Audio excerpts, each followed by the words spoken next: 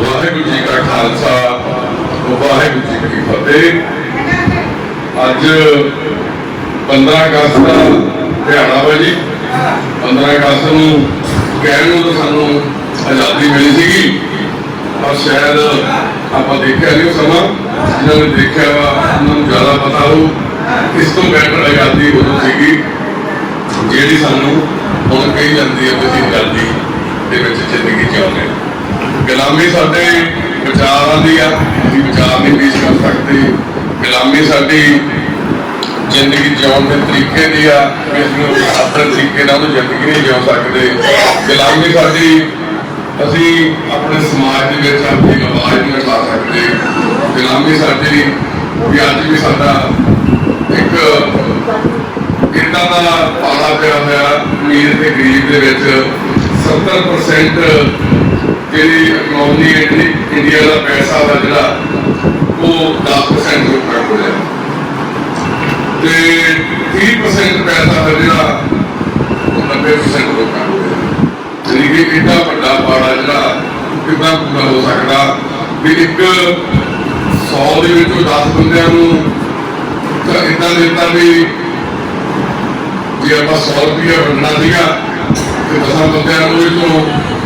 70 रुपये 80 रुपये वंडते ते बाकी सारे बेचारिਆਂ ਨੂੰ ਛਾਨੀਆਂ ਚਲਾਉਣੀਆਂ ਦਿੱਤੀਆਂ। ਉਹ ਹਾਲਾਤ ਸਾਡੇ ਨਾਲ ਹੋਏ ਪਏ ਆ। ਇਸੇ ਕਰਕੇ ਆਪਾਂ ਇਹਨਾਂ ਹਾਲਾਤਾਂ ਨੂੰ ਪਹੁੰਚੇ ਆ ਕਿ ਅੱਜ ਮਨੁੱਖਾਂ ਦੀ ਸੇਵਾ ਪ੍ਰਦਾਨ ਦਾ ਸੁਪਨਿਆਂ ਦਾ ਘਰ ਬਣਾਉਣਾ ਪਿਆ, ਕਿਉਂਕਿ ਸਾਡੇ ਪਿਆਰੇ ਬਜ਼ੁਰਗ, ਸਾਡੇ ਬੱਚੇ, ਸਾਡੇ ਨੌਜਵਾਨ ਭਰਾ, ਸਾਡੀਆਂ ਭੈਣਾਂ, ਸਾਡੀਆਂ ਮਾਵਾਂ ਸੜਕਾਂ ਤੇ ਰੋਣ ਨੂੰ ਮਜਬੂਰ ਸੀ। ਕੀੜਿਆਂ ਤੋਂ ਖਾਧੇ ਜਾ ਰਹੇ ਸੀ, ਸੰਗਾਂ ਨਾਲ ਮਲ ਕੇ ਰੱਖੇ ਹੋਏ ਸੀ, गुलामी की जिंदगी जिਉਂਦੇ ਸੀ। 40 सालों ਤੋਂ ਕੁੱਟ ਖਾ ਖਾ के लोगों का गोहा ਚੱਕ ਰਹੇ ਸੀ। इन्ने ज्यादा मंदबुद्धि हो गई थी कि बजुर्ग कई इदां दे हालातां पहुंच गए थे। बच्चे जिहड़े दिमागी तौर पर ठीक ना होने करके अपना ही मल मूत्र खाण लई मजबूर हो गए। कि यह अज के आजाद भारत दे विच ये सुपना लिया ਸੀ शहीद भगत सिंह होरां ने, करतार सिंह सराभे होरां ने, कि चंद्र शेखर आजाद उन्होंने इदा का ही भारत सोचा कि इदा का भारत बनूगा कि साडे उस टाइम के आजादी घराटियां ने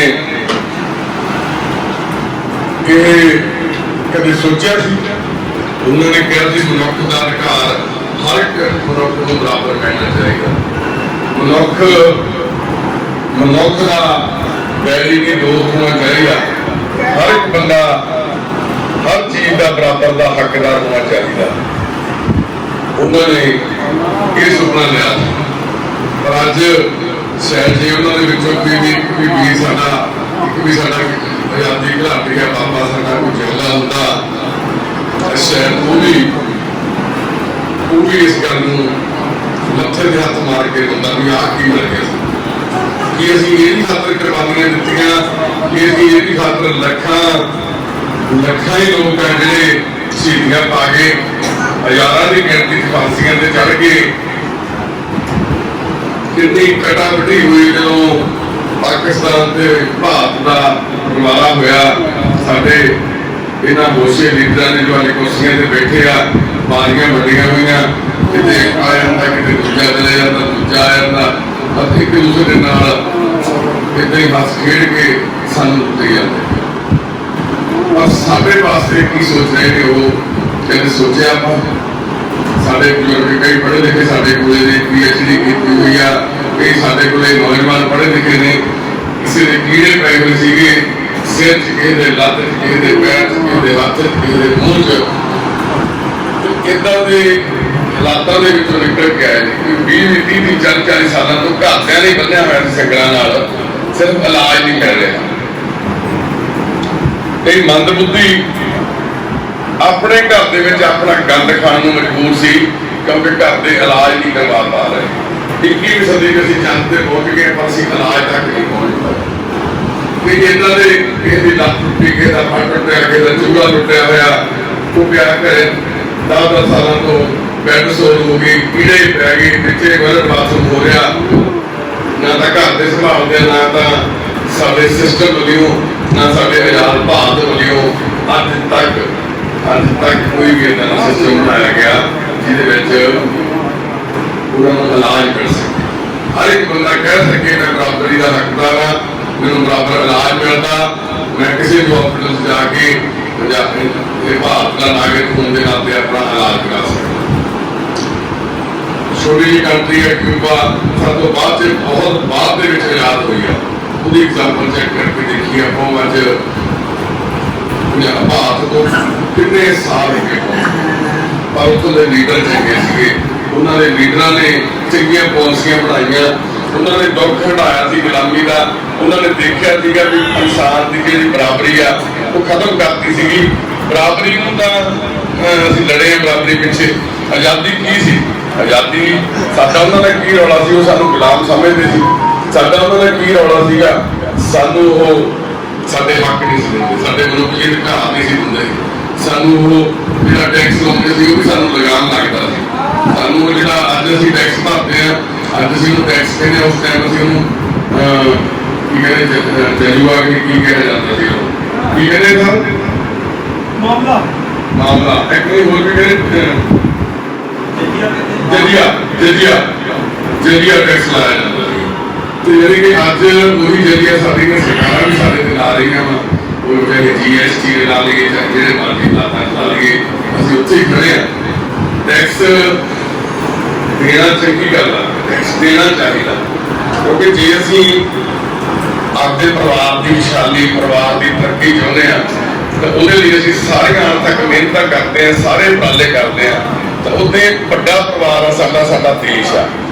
सानू देश को चलाने की खातर भी ये अर्थक उपराले करने चाहिए, सानू टैक्स फेयर होना चाहिए, सानू टैक्स देना चाहिए। पर ये रिश्वतखोरी भ्रष्टाचार ने किते ना किते एक बहुत बड़ी खाई है जी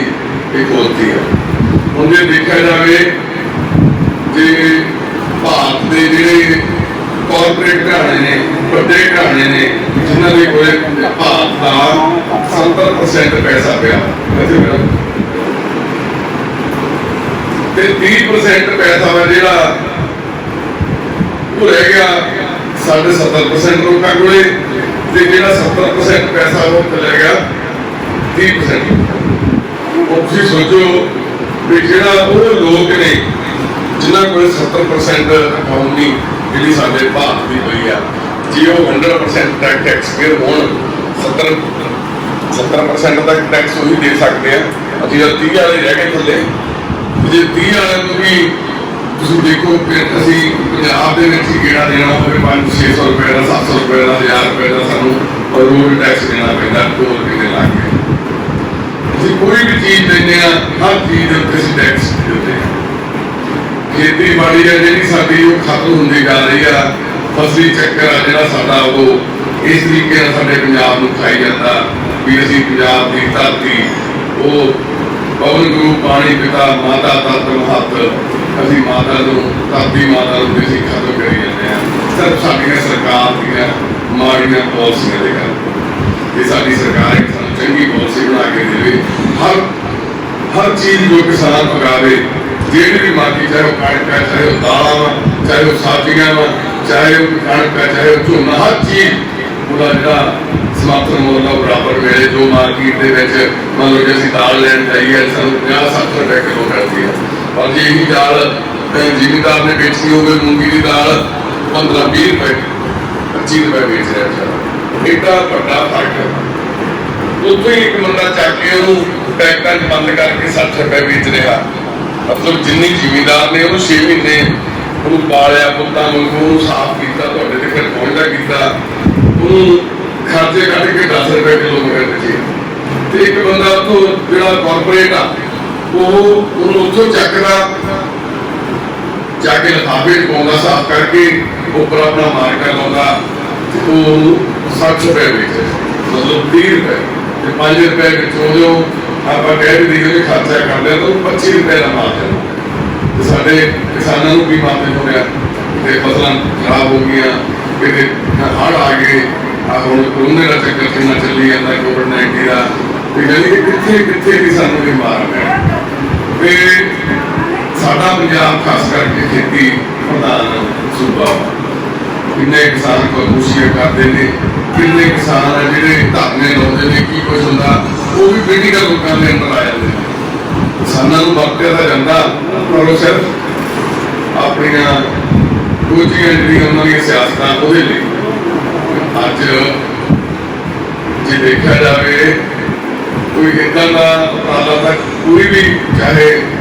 किसान जथेबंदी आ, चाहे धार्मिक जथेबंदी आ, चाहे कोई पार्टी आ, कोई भी वो असल मुद्दा नहीं उठा रहे जिहड़े असल मुद्दे साडे हैगे ने ते ना ही वो कदे सानू होने मिलने सानू आजाद होना ही पैना एक दिन दोबारा फिर क्योंकि आजाद असीं तां ही होवांगे जे असीं आपदे लई पहलां आपदे लई असीं परपक्क होवांगे। असीं आपदे लई भी जो अपने दे लई भी असीं परपक्क साडे अपने दा कीड़े पए साडे अपने दा बल्ले होया बैठे किन्ने सड़कां ते रोड रहे आ साडे दा गुलाम बना के रखे होया असीं एक दूसरे वाल देखदे नहीं सारिਆਂ ਦੀ दौड़ उस 30% ਦੇ ਵਿੱਚ ਪਹੁੰਚਣ ਤੇ ਲੱਗੀ ਹੋਈ ਆ। हर एक बंदे की दौड़ आ जी उस 30% तक जान दी है भी मैं वो 30% शामिल हो जावा 70 में शामिल मतलब मैं घर में शामिल होवा मैं उस महंगिया कॉरपोरेट सिस्टम के बड़े बड़े विलास बड़िया बड़िया हवेलियां उन्होंने शामिल हो जावा। हर एक बंदा अपने मां पुत को आपने बढ़ती होंगी है जो सिखाना शुरू कर दी है पुत आप उत्थे जाना उत्थे किते दिल्ली बॉम्बे वड्डिया घराणियां जाके अरदास ही करती है मेरे पुत को अमीर बनावे वाहिगुरू मेरे पुत को इन्ना पैसा देवे भी ये सारी दुनिया तो बड़ा हो जाए यानी कि साडे जिहड़ियां अरदासां साडे जिहड़ियां दुआवां वो भी बदलदियां जांदियां ताकि असीं सरबत दे भले दी गल करदे सी सरबत दे भले दी अरदास करदे सी पर हुण ना तो असीं सरबत के भले की गल करते हैं ते ना सरबत का भला हो रहा। इस करके अज 15 अगस्त के दिहाड़े से असीं तुहानूं मुबारक नहीं दे सकते पर असीं इस गल का जरूर तुहाडे नाल सारिआं नाल एक वो गल करते हैं भी वादा आपां सारे जी करिए रल के जिन्ने भी भैन भरा वीडियो देख रहे हैं साडी भी असीं जे वाकई आजाद होना तो सानूं पहलां साडीआं ਜਿਹੜੀਆਂ एक मामूली लोड़ा इंसान की एक कागज एक पैसा एक कागज आ एक जिन्हों पहला सिक्कियां के रूप च मोहरां के रूप च बनाया गया कि इंसान के भले वास्ते इंसान की वरतों वास्ते पर अज इंसान ने इनू रब मान लिया असीं इनू लक्ष्य कह के पूजा करनी शुरू कर दी है असीं इनू धूफा ला के तिजोरियां दे विच बंद करते हो तिजोरियां भरदियां एकियां भर गईयां पूरे भारत का 70% जिहड़ा पैसा वा वो तिजोरियां चला गया 30% रह गया आम चलन दे विच ते 30% नूं जदों मतलब जी देखिए 100 करोड़ जे आपां 130 करोड़ की आबादी की गल करते हैं तो 30 करोड़ लोगों को 70% पैसा पहुंच गया तो जो 100 करोड़ पिछे उन्होंने को 30 रुपये रह गया 100 जो 30 रुपये पिछे असीं इत्थे बांदरा मार्ग ला रहे हैं तो वो कोई सोचता भी मैं भी तिजोरी ला के पूजा करा मेरी तिजोरी भी भरे मैं बड़ी तिजोरी लैके कहनी वो 70% वाले जाके कर दिया 30% वाले जाके जितना चर असीं ये अपनी सोच नहीं बदलते उन्ना चर साडे हालात जिहड़े बदल नहीं सकते उन्ना चर असीं अपने आप नूं आजाद नहीं कह सकते जिन्ना चर अपनी असीं इह वाली सोच नहीं बदलते। बच्चा मंडल का साडे कोल चंगे वधिया परिवार च जम्मिआ हकवार दे विच धार्मिक स्थान दे उत्ते हर की बॉडी उत्थे जन्म होया पहला मापिਆਂ ਦਾ ਪੁੱਤ ਤਿੰਨ ਧੀਆਂ जिवें जिवें ਵੱਡਾ होया एक बार सिद्धा ते मन दे उत्ते निकलिया ते धीआं ਜਿਹੜੀਆਂ ਸੀਗੀਆਂ ਉਹ ਪੜ੍ਹ ਲਿਖ ਕੇ ਵਧੀਆ ਉਹਨਾਂ ਨੇ ਆਪਣੇ ਆਪ ਨੂੰ ਕਰਿਆ ਹੁਣ ਮਾਂ ਪਿਓ ਨੇ ਇਹਨੂੰ ਬਹੁਤ ਸਮਝਣਾ ਸ਼ੁਰੂ ਕਰਤਾ ਧੀਆਂ ਵਿਆਹਦੀਆਂ ਧੀ ਘਰੇ ਘਰ ਜਵਾਈ ਰੱਖ ਲਿਆ ਪਿਓ ਡਾਕਟਰ ਰੱਖ ਚੰਗਾ ਪਰਿਵਾਰ ਵਧੀਆ ਕੁੱਤੀ ਆ ਸਭ ਕੁਛ ਆ ਘਰੇ ਘਰ ਜਵਾਈ ਰੱਖ ਲਿਆ ਇੱਕ ਰੱਖ ਲਿਆ ਦੋ ਰੱਖ ਲਿਆ ਤੀਜੀ ਦੀ ਕੁੜੀ ਦਾ ਵਿਆਹ ਹੋਣ ਵਾਲਾ ਤੀਜਾ ਜੀ ਜਿਹੜੇ ਘਰ ਜਵਾਈ ਜਿਹੜੇ ਉਹ ਰਹਿਣ ਨੂੰ ਤਿਆਰ ਹੋ ਕੇ ਘਰ ਦਾ ਪੁੱਤ ਆ ਜਿਹੜਾ ਸੜਕ ਤੇ ਛੱਡਦਾ ਚਾਹੇ ਗੁੰਮ ਗਿਆ ਵੀ 3 ਸਾਲਾਂ ਬਾਅਦ ਇਹਦਾ ਸਾਨੂੰ ਪਰਿਵਾਰ ਲੱਭਿਆ सोशल मीडिया के जरिए इधर परिवार आया मिल के वापस चला गया ਕਹਿੰਦੇ ਤੁਸੀਂ ਵਧੀਆ ਸਾਂਭਦੇ ਹੋ, ਤੁਸੀਂ ਸਾਂਭ ਦਾ ਪਿਓ ਇਹਦੀ ਮਾਂ ਨੇ ਕਿੱਡਾ ਆਪਦੇ ਕਲੇਜੇ ਤੇ ਪੱਥਰ ਰੱਖ ਕੇ ਤੇ ਜਾਂ ਉਹ ਪੱਥਰ ਹੋ ਗਈ, ਉਹਦੀ ਸੋਚ ਪੱਥਰ ਹੋ ਗਈ ਵੀ ਉਹ ਆਪਣੇ ਪੁੱਤ ਨੂੰ ਦੇਖ ਕੇ ਮੁੜ ਗਈ ਵੀ ਕੋਈ ਨਾ ਤੁਸੀਂ ਰੱਖੋ, ਕਿਉਂਕਿ ਘਰੇ ਨੂੰ ਸਾਂਭਣਾ ਔਖਾ ਸੀ ਤੇ ਖਰਚਾ ਹੁੰਦਾ ਸੀ। ਹੁਣ ਜਵਾਈ 4 ਪੈਸੇ ਕਮਾਉਂਦੇ ਆ, ਧੀਆਂ ਵਾ ਉਹ ਵੀ 4 ਪੈਸੇ ਕਮਾਉਂਦੀਆਂ, ਘਰ ਦੇ ਵਿੱਚ ਰੌਣਕਾਂ, ਕਮਲੇ ਨੂੰ ਕੌਣ ਸਾਂਭੇ? ਗੱਲ ਹੋਈ ਆ ਪੈਸੇ ਦੀ ਦੌੜ ਆ। ਜਵਾਈਆਂ ਨੂੰ ਵੀ ਇਸ ਗੱਲ ਦਾ ਦੁੱਖ ਲੱਗਿਆ ਵੀ ਯਾਰ ਇਸ ਘਰ ਦਾ ਮਾਲਕ ਅਸੀਂ ਘਰੋਂ ਕੱਢਤਾ। ਧੀਆਂ ਨੂੰ ਵੀ ਸਮਝ ਆਈ ਵੀ ਸਾਡਾ ਭਰਾ ਕਿੱਥੇ ਆ, ਫੋਨ ਤੇ ਕੋਈ ਗੱਲ ਕਰਨੀ ਬਸ ਇਹ ਹੋ ਜਾਂਦੀ। ਜੇ ਆਪਾਂ ਭਗਤ ਸਿੰਘ ਉਹਨਾਂ ਦੀ ਨਿਗਾਹ ਨਾਲ ਦੇਖੀਏ, ਇੱਦਾਂ ਦੇ ਪਰਿਵਾਰ ਦੀਆਂ ਜਿਹੜੀਆਂ ਕਹਾਣੀਆਂ ਕਿ ਉਹ ਕੀ ਚਾਹੁੰਦੇ ਸੀਗੇ ਕਿ ਸਾਡੇ ਨਾਗਰਿਕ ਆ ਜਿਹੜੇ ਉਹ ਇੱਦਾਂ ਦੀ ਸੋਚ ਵਾਲੇ ਹੋਣ ਵੀ ਆਪਣੇ ਪੁੱਤਰਾਂ ਨੂੰ, ਆਪਣਿਆਂ ਨੂੰ, ਖੁਦ ਨੂੰ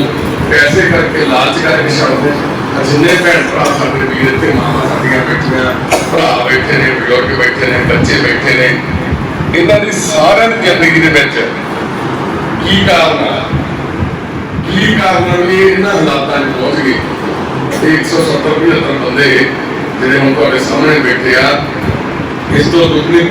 ਤੋਂ ਵੱਧ ਗਿਣਤੀ ਦੇ ਵਿੱਚ ਇੱਦਾਂ ਦੇ ਵੀਰ ਭਰਾ ਜਿਹੜੇ ਆ ਉਹ ਇਹਨਾਂ ਹਾਲਾਤਾਂ 'ਚ ਨਿਕਲ ਕੇ ਵਾਪਸ ਚਲੇ ਗਏ ਨੇ ਜ਼ਿੰਦਗੀ 'ਚ। ਤੇ ਇੱਦਾਂ ਹੀ 100 ਤੋਂ ਵੱਧ ਭੈਣ ਭਰਾ, ਬੱਚੇ ਸਾਡੇ ਵੀਰ ਇਸ ਦੁਨੀਆ ਨੂੰ ਛੱਡ ਕੇ ਚਲੇ ਗਏ ਨੇ ਸਿਰਫ ਇਸ ਕਰਕੇ ਉਹਨਾਂ ਦੇ ਖਾਣੇ ਪਏ ਹੋਏ ਸੀ, ਉਹਨਾਂ ਨੂੰ ਸੜਕਾਂ ਦੇ ਉੱਪਰ ਗੰਦਗੀ ਖਾਣੀ ਪੈ ਰਹੀ ਸੀ, ਉਹਨਾਂ ਨੂੰ ਆਪਣਿਆਂ ਦੀ ਜਿਹੜੀ ਨਫ਼ਰਤ ਦਾ ਸ਼ਿਕਾਰ ਹੋਣਾ ਪੈ ਰਿਹਾ ਸੀ, ਉਹਨਾਂ ਨੂੰ ਸਿਰਫ ਪੈਸੇ ਦੇ ਕਰਕੇ ਇਲਾਜ ਤੋਂ ਵਾਂਝੇ ਹੋਣਾ ਪੈ ਰਿਹਾ ਸੀ, ਉਹਨਾਂ ਨੂੰ ਸਾਡੇ ਸਿਸਟਮ ਦੀ ਤਰੱਕੀ ਕਰਕੇ ਇਲਾਜ ਨਹੀਂ ਮਿਲ ਪਾ ਰਿਹਾ ਸੀ, ਉਹਨਾਂ ਨੂੰ ਸਿਰਫ ਸਾਡੇ ਅੱਜ ਦੇ ਭਾਰਤ ਦੇ ਆਜ਼ਾਦ ਭਾਰਤ ਦੀ ਜਿਹੜੀਆਂ ਸਰਕਾਰਾਂ ਉਹਨਾਂ ਨੂੰ ਉਹਨਾਂ ਦੀ ਮੁੱਢਲੀ ਸਹਾਇਤਾ ਤੇ ਉਹਨਾਂ ਦਾ ਬਣਦਾ ਹੱਕ ਨਹੀਂ ਦੇ ਸਕਦੇ। ਇਸ ਕਰਕੇ ਇਸ ਸੁਪਨਿਆਂ ਦੇ ਕਾਰਨ ਮਨੁੱਖਤਾ ਦੀ ਸੇਵਾ ਪਰਿਵਾਰ ਦਾ ਹੋਂਦ ਚਾਉਣਾ ਤੈਅ ਹੋਇਆ, ਕਿਉਂਕਿ ਲੋਕ ਸੜਕਾਂ ਤੇ ਪਏ ਸੀ, ਕਿਉਂਕਿ ਲੋਕ ਤੜਫ ਰਹੇ ਸੀ, ਕੀੜਿਆਂ ਤੋਂ ਖਾਤੇ ਜਾ ਰਹੇ ਸੀ, ਕਿਉਂਕਿ ਲੋਕ ਸੰਕਲਾਂ ਨਾਲ ਬੰਨੇ ਹੋਏ ਅਰਦਾਸਾਂ ਕਰਦੇ ਸੀ ਕਿ ਸਾਨੂੰ ਇੱਥੋਂ ਆਜ਼ਾਦ ਕਰਾ ਦਿਓ। ਲੋਕ ਗੁਲਾਮੀ ਦੀ ਜ਼ਿੰਦਗੀ ਜਿਉਂਦੇ, ਗੋਹਾ ਚੱਕਦੇ, ਕੁੱਟ ਖਾਂਦੇ, ਹੱਥ ਪੈਰ ਕੰਨ ਮੂੰਹ ਪੈਰ ਉਂਗਲਾਂ ਤੜਾਈ ਜਾਂਦੇ ਸੀ, ਰੋਈ ਜਾਂਦੇ ਸੀ, ਪੜਾਈ ਜਾਂਦੇ ਸੀ, ਸਾਰਾ ਪਿੰਡ ਦੇਖੀ ਜਾਂਦਾ ਸੀ, ਪਰ ਕਿਸੇ ਦੀ ਹਿੰਮਤ ਨਹੀਂ ਪਈ ਵੀ ਉਸ ਬੰਦੇ ਨੂੰ ਜਾ ਕੇ ਆਜ਼ਾਦ ਕਰਾ ਸਕਣ। ਚਾਹੇ ਬਾਪੂ ਯਾਦ ਇੱਥੇ ਬਾਬੇ, ਚਾਹੇ ਬਾਪੂ ਰਮੇਸ਼ ਚੰਦ ਸ਼ਰਮਾ ਜੀ ਹੁਣ ਲੋਕਾਂ ਦੇ ਸਾਹਮਣੇ ਗੋਹਾ ਚੱਕਦੇ ਸੀ, ਲੋਕਾਂ ਦੇ ਸਾਹਮਣੇ ਸ਼ਬਦ ਹੁੰਦਾ ਦੇਖਦੇ ਸੀ, ਲੋਕ ਦੇਖਦੇ ਸੀ ਇਹਨਾਂ ਨੂੰ, ਪਰ ਕੋਈ ਬੰਦਾ ਸਾਹਮਣੇ ਨਹੀਂ ਆਇਆ। ਇਹਨਾਂ ਦੇ ਪਿੰਡ 'ਚ ਇੱਕ ਵੀ ਭਗਤ ਸਿੰਘ ਨਹੀਂ ਸੀ। ਬਾਪੂ ਗੋਪਾਲ ਸਿੰਘ ਜੀ ਬਾਕਰਵਾਲ ਪਿੰਡ ਮੋਗਾ ਜ਼ਿਲ੍ਹਾ, ਮੁਖਤਿਆਰ ਸਿੰਘ ਚੱਕੀ ਵਾਲੇ ਨੇ ਹੱਥ ਪੈਰ ਤੋੜੇ ਪਏ ਨੇ ਕੁੱਟ ਕੇ, ਜਿੱਦਾਂ ਤੁਸੀਂ ਤਸਵੀਰ ਵੀ ਦੇਖ ਰਹੇ ਹੋ ਕਿਹੜੇ ਹਾਲਾਤ ਸੀ ਬਾਪੂ ਜੀ, ਇਹ ਦੋਨਾਂ ਦੇ ਹਾਲਾਤ ਨੇ। ਵੀ ਬੰਦਾ ਨਹੀਂ ਉੱਥੇ ਇਨਕਲਾਬੀ ਸੀਗਾ, ਕੋਈ ਬੰਦਾ ਉੱਥੇ ਇਨਕਲਾਬ ਦੀ ਜਿਹੜੀ ਕਹਿਣਾ ਸੋਚ ਵਾਲਾ ਹੈ ਨਹੀਂ ਸੀਗਾ ਵੀ ਜਿਹੜਾ ਇਹਨਾਂ ਦੇ ਨਾਲ ਖੜ ਜਾਂਦਾ ਜਾਂ ਨਾਲ ਪੈਂਦਾ ਜਾ ਕੇ ਜੈਨਲ ਨੂੰ ਯਾਦ ਕਰਾ ਦਿੰਦਾ। ਜਿਸ ਦਿਨ ਅਸੀਂ ਲੈਣ ਗਏ ਆ ਉਸ ਦਿਨ ਵੀ ਲੋਕ ਸਿਰਫ ਮੂਕ ਦਰਸ਼ਨ ਬਣ ਕੇ ਖੜੇ ਦੇਖਦੇ ਸੀ, ਕੋਈ ਤਾਂ ਇੱਕ ਅੱਧਾ ਬੰਦਾ ਬੋਲਿਆ ਜਿਹਨੇ ਅੰਦਰ ਜਿਹਨੇ ਮਾੜੀ ਮੋਟੀ ਇਨਸਾਨੀਅਤ ਬਚੀ। ਅਸੀਂ ਉਸ ਮਾੜੀ ਮੋਟੀ ਬਚੀ ਜਿਹੜੀ ਇਨਸਾਨੀਅਤ ਨੂੰ ਇਕੱਠਾ ਕਰਨ ਦੀ ਕੋਸ਼ਿਸ਼ ਕਰ ਰਹੇ ਹਾਂ, ਉਹ ਬਚੀ ਹੋਈ ਇਨਸਾਨੀਅਤ ਨੂੰ ਜੇ ਅਸੀਂ ਬਚਾ ਕੇ ਚੰਗਾ ਸੰਕਲਪ ਕਰੀਏ, ਆਪਣੇ ਘਰ ਤੋਂ ਸ਼ੁਰੂਆਤ ਕਰੀਏ। ਸਰਕਾਰਾਂ ਦੇ ਵਿਰੋਧ ਦੇ ਵਿੱਚ ਧਰਨੇ ਦੇਣ ਨਾਲ ਜਾਂ ਇਹਨਾਂ ਨੂੰ ਮਾੜਾ ਮਾੜਾ ਕਹਿਣਾ ਕੁਛ ਨਹੀਂ, ਪਹਿਲਾਂ ਤਾਂ ਖੁਦ ਦੀ ਪੜਚੋਲ ਕਰੀਏ, ਆਪਣੇ ਆਪ ਦੀ ਪੜਚੋਲ ਕਰੀਏ। ਅਸੀਂ ਖੁਦ ਆਪ ਕੀ ਹੈ, ਕਿੱਥੇ ਖੜੇ ਆ, ਅਸੀਂ ਕਿਹੜੀ ਸੋਚ ਨੂੰ ਅਪਣਾਇਆ ਹੋਇਆ, ਅਸੀਂ ਕਿਹੜੇ ਆਜ਼ਾਦ ਭਾਰਤ ਦੇ ਵਿੱਚ ਰਹਿੰਦੇ ਆ ਕਿ ਅਸੀਂ ਭਗਤ ਸਿੰਘ ਹੋਰਾਂ ਦੇ ਲਿਟਰੇਚਰ ਨੂੰ ਪੜ੍ਹਿਆ, ਸੁਣਿਆ ਤੇ ਹਲਾਇਆ ਕਿ ਅਸੀਂ ਆਪਣੇ ਆਪ ਦੇ ਉੱਤੇ ਲਾਗੂ ਕੀਤਾ। ਇਹ ਸਾਨੂੰ ਦੇਖਣਾ, ਇਸੇ ਕਰਕੇ ਗਿਰਾਵਟ ਆਈ ਹੈ ਸਮਾਜ ਦੇ ਵਿੱਚ, ਇਸੇ ਕਰਕੇ ਇੱਦਾਂ ਦੀਆਂ ਤਸਵੀਰਾਂ ਸਾਨੂੰ ਦੇਖਣ ਨੂੰ ਮਿਲਦੀਆਂ। ਇਸੇ ਕਰਕੇ ਫਿਰ ਕੁਛ ਲੋਕ ਆ ਜਿਹੜੇ ਉਹਨਾਂ ਦੀਆਂ ਗਲਤੀਆਂ ਦੇ ਕਾਰਨ ਪੂਰਾ ਸਮਾਜ ਬਣਾ ਇਸ ਕਰਕੇ ਅਸੀਂ ਅੱਜ ਸੰਗਤ ਪੂਰੇ आजादी के दिहाड़े ते 15 अगस्त संगत को बेनती करते हैं कि जी आ पैदावार साडे वधी जाती है ये किसी न किसी तरीके से रोक लीए ਅਸੀਂ ਆਪਣੇ ਨੂੰ ਸਾਹਮਣਾ ਸ਼ੁਰੂ ਕਰ ਦਈਏ ਅਸੀਂ ਆਪਾਂ ਸਾਡੇ ਗੁਰੂਆਂ ਦੀਆਂ ਪੀਰਾਂ ਦੀਆਂ ਸਾਡੇ ਪੈਗੰਬਰਾਂ ਦੀਆਂ ਸਾਨੂੰ ਦਿੱਤੀਆਂ ਹੋਈਆਂ ਸਿੱਖਿਆਵਾਂ ਨੂੰ ਅਸੀਂ ਸਮਝਣਾ ਤੇ ਮੰਨਣਾ ਤੇ ਲਾਗੂ ਕਰਨਾ ਸ਼ੁਰੂ ਕਰ ਦਈਏ ਤਾਂ ਹੀ ਅਸੀਂ ਇੱਕ ਚੰਗਾ ਸਮਾਜ ਸਿਰ ਸਕਦੇ ਹਾਂ ਤਾਂ ਹੀ ਅਸੀਂ ਇੱਕ ਚੰਗਾ ਪੰਜਾਬ ਸਿਰ ਸਕਦੇ ਹਾਂ ਤਾਂ ਹੀ ਅਸੀਂ ਇੱਕ ਚੰਗਾ ਭਾਰਤ ਦਾ ਜਿਹੜਾ ਉਹ ਸਿਰ ਸਕਦੇ ਇਹ ਸਾਡੀ ਸਾਰਿਆਂ ਨੂੰ ਅੱਜ 15 ਅਗਸਤ ਦਿਹਾੜੇ ਤੇ ਬੇਨਤੀ ਆ ਮਨੁੱਖਤਾ ਦੀ ਸੇਵਾ ਪਰਿਵਾਰ ਪਿਛਲੇ 5 ਸਾਲਾਂ ਤੋਂ ਕਰੀਬ ਸੇਵਾ ਦੇ ਵਿੱਚ ਹੈ ਤੇ ਅਸੀਂ ਹਮੇਸ਼ਾ ਅਰਦਾਸ ਵੀ ਕਰਦੇ ਆ ਵੀ ਇੱਦਾਂ ਦੀਆਂ ਸੇਵਾਵਾਂ ਦੀ ਸਾਡੇ ਸਮਾਜ ਨੂੰ ਸਾਡੇ ਪੰਜਾਬ ਨੂੰ ਲੋੜ ਨਾ ਪਵੇ ਅਸੀਂ ਹਮੇਸ਼ਾ ਇਹ ਬੇਨਤੀ ਕਰਦੇ ਆ ਵੀ ਇਹ ਸਾਡੀ ਸੰਸਥਾ ਵੀ ਜਿਹੜੀ ਉਹ ਬੰਦ ਹੋ ਜਾਣੀ ਚਾਹੀਦੀ ਹੈ ਕਿਉਂਕਿ ਇੱਦਾਂ ਦੀਆਂ ਸੰਸਥਾਵਾਂ ਸਾਡੇ ਪੰਜਾਬ ਦੇ ਵਿੱਚ ਜੇ ਅੱਜ ਤੋਂ ਪਿੱਛੇ ਝਾਤ ਮਾਰੀਏ 10 ਤੋਂ 15 ਸਾਲ ਪਹਿਲਾਂ ਨਹੀਂ ਸੀਗੀਆਂ ਇਕੱਲਾ ਕੰਗਲਵਾੜਾ ਸਾਹਿਬ ਤੇ ਇੱਕ ਯਤੀਮਖਾਨਾ ਇਹ ਦੋ ਸੰਸਥਾਵਾਂ ਤੋਂ ਬਿਨਾਂ ਕੋਈ ਵੀ ਸੰਸਥਾ ਜਿਹੜੀ ਸੀਗੀ ਉਹ ਪੰਜਾਬ ਦੇ ਵਿੱਚ ਇੱਦਾਂ ਦੇ ਹਾਲਾਤਾਂ ਦੇ ਵਿੱਚ ਪਏ ਲੋਕਾਂ ਨੂੰ ਸਾਂਭਣ ਲਈ ਨਹੀਂ ਸੀਗੀ ਜ਼ਰੂਰਤ ਹੀ ਸੀ ਲੋਕ ਸੜਕਾਂ ਤੇ ਨਹੀਂ ਸੀ ਆਏ ਲੋਕਾਂ ਦੇ ਕੀੜੇ ਨਹੀਂ ਸੀ ਪੈਂਦੇ ਇੱਦਾਂ ਤੇ ਲੋਕ ਇੱਦਾਂ ਨਰਕ ਵਰਗੀ ਜ਼ਿੰਦਗੀ ਬਤੀਤ ਕਰ ਲਈ ਸੜਕਾਂ ਤੇ ਪੁਲਾਂ ਦੇ ਥੱਲੇ ਗੁਰੂ ਘਰਾਂ ਦੇ ਬਾਹਰ ਮੰਦਰਾਂ ਦੇ ਬਾਹਰ ਮਸਜਿਦਾਂ ਦੇ ਬਾਹਰ ਬੱਸ ਸਟੈਂਡ ਤੇ ਰੇਲਵੇ ਸਟੇਸ਼ਨਾਂ ਦੇ ਬਾਹਰ ਇੱਦਾਂ ਬਿਲਕਦੇ ਤੜਕਦੇ ਨਹੀਂ ਸੀ ਮਿਲਦੇ ਹਾਲਾਤ ਅੱਜ ਹੋਰ ਵੱਧ ਤੋਂ ਵੱਧ ਹੋ ਗਏ ਜਦੋਂ ਪਰਿਵਾਰਾਂ ਦੇ ਵਿੱਚ ਬੈਠੇ ਲੋਕ ਵੀ ਹੱਥ ਧੋਣਾ ਸ਼ੁਰੂ ਕਰ ਦਿੰਦੇ ਆ ਉਹ ਵੀ ਬਿਲਕਦੇ ਤੜਕਦੇ ਕੀੜਿਆਂ ਤੋਂ ਖਾਦੇ ਜਾ ਰਹੇ ਨੇ ਇਲਾਜ ਤੋਂ ਬਿਨਾਂ ਘਰਾਂ ਦੇ ਵਿੱਚ ਪਏ ਕਿਉਂਕਿ ਇਲਾਜ ਮਹਿੰਗਾ ਬਹੁਤ ਹੋ ਗਿਆ ਬਿਮਾਰੀਆਂ ਵੱਧ ਗਈਆਂ ਉਹ ਵੀ ਸਾਡੀ ਗਲਤੀ ਅਸੀਂ ਪਿੱਛੇ ਵਧਾਇਆ ਸਾਡੀਆਂ ਸਰਕਾਰਾਂ ਦੀਆਂ ਗਲਤੀਆਂ ਉਹਨਾਂ ਨੇ ਸਾਨੂੰ ਸਹੀ ਤਰੀਕੇ ਨਾਲ ਫਸਲਾਂ ਦਾ ਮੁੱਲ ਨਹੀਂ ਦਿੱਤਾ ਅਸੀਂ ਉਹੀ ਫਸਲਾਂ ਵੇਚੀਆਂ ਬੀਜੀਆਂ ਨੇ ਜਿਹਦੇ ਵਿੱਚ ਜ਼ਹਿਰ ਪੂਰੀ ਧਰਤੀ ਪੰਜਾਬ ਦੇ ਪਾਣੀ ਹਵਾ 'ਚ ਜ਼ਹਿਰ ਘੋਲੀ ਜਾਂਦੇ ਸੀ ਪੋਲਿਊਸ਼ਨ ਵਧੀ ਜਾਂਦਾ ਉਹਦੇ ਨਾਲ ਫੈਕਟਰੀਆਂ ਵਾਲੇ ਇੰਡਸਟਰੀ ਵਾਲਿਆਂ ਦਾ ਇੰਨਾ ਜ਼ਿਆਦਾ ਮਾੜੇ ਹਾਲਾਤ ਨੇ ਉਹ ਕੈਮੀਕਲ ਜ਼ਮੀਨ ਦੇ ਵਿੱਚ ਸੁੱਟੀ ਜਾਂਦੇ ਨੇ ਦਰਿਆਵਾਂ ਦੇ ਵਿੱਚ ਸੁੱਟੀ ਜਾਂਦੇ ਨੇ ਬਿਮਾਰੀਆਂ ਆਮ ਲੋਕਾਂ ਨੂੰ ਉਹ 70% ਲੋਕਾਂ ਨੂੰ ਬਿਮਾਰੀਆਂ ਹੋਣੀਆਂ ਸ਼ੁਰੂ ਹੋ ਗਈਆਂ ਉਹ ਬਿਮਾਰੀਆਂ ਇੰਨੀਆਂ ਮਹਿੰਗੀਆਂ ਉਹਦੇ ਇਲਾਜ ਇੰਨੇ ਮਹਿੰਗੇ ਆ ਕਿ ਹਸਪਤਾਲ ਜਦੋਂ ਗਰੀਬ ਬੰਦਾ ਜਾਂਦਾ ਤੇ ਉਹਦਾ ਇਲਾਜ ਨੂੰ ਉੱਥੇ ਗਏ ਨੂੰ ਨਹੀਂ ਮਿਲਦਾ ਉਹ ਆਪਣਾ ਵੇਚ ਕੇ ਵੀ ਇਲਾਜ ਨਹੀਂ ਕਰਵਾ ਪਾਉਂਦਾ ਆਪਦਾ ਘਰ ਵੇਚ ਕੇ ਵੀ ਉਹ ਇਲਾਜ ਨਹੀਂ ਕਰਵਾ ਪਾਉਂਦਾ ਇੱਕ ਗਰੀਬ ਬੰਦੇ ਨੂੰ ਕੈਂਸਰ ਹੋ ਜਾਵੇ ਕਾਲਾ ਪੀਲੀਆ ਹੋ ਜਾਵੇ ਕੋਈ ਵੱਡੀ ਬਿਮਾਰੀ ਲੱਗ ਜਾਵੇ ਅੱਜ ਦੇ ਸਮੇਂ 'ਚ ਉਹਦਾ ਸਭ ਕੁਝ ਲੈ ਕੇ ਜਾਂਦਾ ਪਰ ਉਹ ਬਚਦਾ ਮਰ ਜਾਂਦਾ ਪਰ ਆਪਣੇ 4-5 ਬੱਚਿਆਂ ਨੂੰ ਆਪਣੇ 4-5 ਮੈਂਬਰਾਂ ਨੂੰ ਪਰਿਵਾਰ ਨੂੰ ਸੜਕ ਤੇ ਕਰ ਦਿੰਦੇ ਉਹਨੂੰ ਪਤਾ ਨਹੀਂ ਕਿੰਨੇ ਸਾਲ ਦੁਆਰਾ ਇੱਕ ਸ਼ਰਤ ਦੇ ਜਾਣ ਨੂੰ ਲੱਗਣਗੇ ਜਿਹੜੇ ਅੱਜ ਸਾਡੇ ਸਿਸਟਮ ਦੀ ਨਲਾਇਕੀ ਕਰਕੇ ਬਿਨਾਂ ਸ਼ਰਤ ਤੋਂ ਉਹ ਸੜਕ ਤੇ ਆ ਗਏ ਨੇ ਉਹਨਾਂ ਨੂੰ ਦੁਬਾਰਾ ਸ਼ਰਤ ਤੇ ਜਾਣ ਲਈ ਜਾਂ ਤਾਂ ਸਮਾਜ ਸੇਵੀਆਂ ਅੱਗੇ ਹੱਥ ਰੱਖਣੇ ਪੈਣਗੇ ਤਾਂ ਕਮਰੇ ਪੈਣਗੇ ਤਾਂ ਫਿਰ ਰੌਲੇ ਪੈਣਗੇ ਜਾਂ ਸਾਨੂੰ ਸਰਕਾਰ ਨੂੰ ਬੇਨਤੀ ਕਰਨੀ ਚਾਹੀਦੀ ਹੈ ਸਾਡੇ ਸਿਸਟਮ ਨੂੰ ਆਪਣੇ ਚੁਸਤ ਦਰੁਸਤ ਹੋਣਾ ਚਾਹੀਦਾ ਵੀ ਉਹ ਇਲਾਜ ਆ ਜਿਹੜਾ ਘੱਟੋ ਘੱਟ ਇੱਕ ਮੁੱਢਲੀਆਂ 2 ਸਹੂਲਤਾਂ ਸਾਨੂੰ ਦੇ ਦੇਣ ਬਸ ਇੱਕ ਇਲਾਜ ਹੈਲਥ ਤੇ ਇੱਕ ਐਜੂਕੇਸ਼ਨ ਸਿਰਫ 2 ਚੀਜ਼ਾਂ ਸਾਨੂੰ ਪੜ੍ਹਾਈ ਮੁਫਤ ਮਿਲ ਜਾਵੇ ਬਿਲਕੁਲ ਫ੍ਰੀ ਆਫ ਕਾਸਟ ਕੰਪਲਸਰੀ ਪੜ੍ਹਾਈ ਹੋਵੇ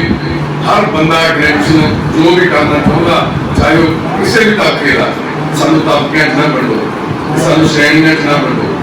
ਸਾਨੂੰ ਜਾਤਾਂ ਧਰਮਾਂ 'ਚ ਨਾ ਵੰਡੋ ਸਾਨੂੰ ਇੱਕ ਐਜੂਕੇਸ਼ਨ ਹੈ ਜਿਹੜੀ ਉਹ ਮਸਟ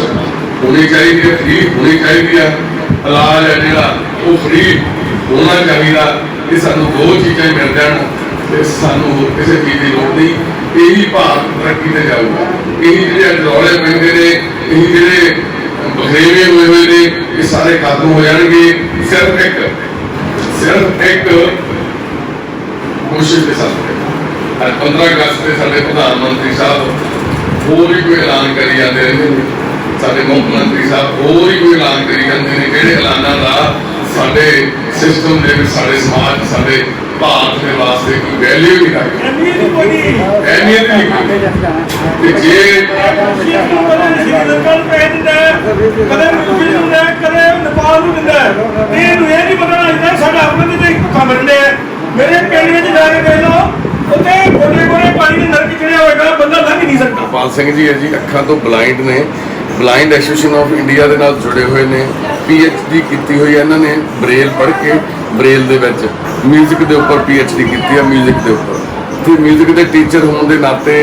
ਇਹਨਾਂ ਨੇ ਬਹੁਤ ਬੱਚਿਆਂ ਨੂੰ ਫ੍ਰੀ ਆਫ ਕਾਸਟ ਮਿਊਜ਼ਿਕ ਸਿਖਾਇਆ ਤੇ ਬੜਾ ਜਾਣੀ ਕਿ ਆਪਣੀ ਜ਼ਿੰਦਗੀ ਦੇ ਵਿੱਚ ਇਦਾਂ ਦੇ ਪਰਉਪਕਾਰ ਕੀਤੇ ਆ। ਪਰ ਅਖੀਰ 'ਚ ਐਕਸੀਡੈਂਟ ਹੋ ਗਿਆ, ਬਾਪੂ ਜੀ ਦਾ ਲੱਤ ਟੁੱਟ ਗਈ। ਫੋਟੋ ਤੁਸੀਂ ਦੇਖ ਰਹੇ ਹੋ, ਪੱਟ ਟੁੱਟ ਕੇ ਹੱਡੀ ਬਾਹਰ ਲਟਕਣ ਲੱਗ ਗਈ। ਨਾਲ ਜਿਹੜਾ ਮੁੰਡਾ ਮੋਟਰਸਾਈਕਲ ਚਲਾ ਰਿਹਾ ਸੀਗਾ ਉਹਦੀ ਡੈਥ ਹੋ ਗਈ। ਪਰ ਬਾਪੂ ਜੀ ਨੂੰ ਲੋਕਾਂ ਨੇ ਚੱਕ ਕੇ ਕੁਝ ਉੱਥੋਂ ਹਸਪਤਾਲ ਦੇ ਵਿੱਚ ਦਾਖਲ ਕਰਾਤਾ, ਗੁਰਦਾਸਪੁਰ ਸਿਵਲ ਹਸਪਤਾਲ ਦੇ ਵਿੱਚ। ਬਾਪੂ ਜੀ 51 ਦਿਨ ਬਾਪੂ ਨੂੰ ਆਈ ਹੋਈ 51 ਦਿਨ ਬਾਪੂ ਹਸਪਤਾਲ 'ਚ ਪੈ ਰਹੇ, ਸਿਵਲ 'ਚ,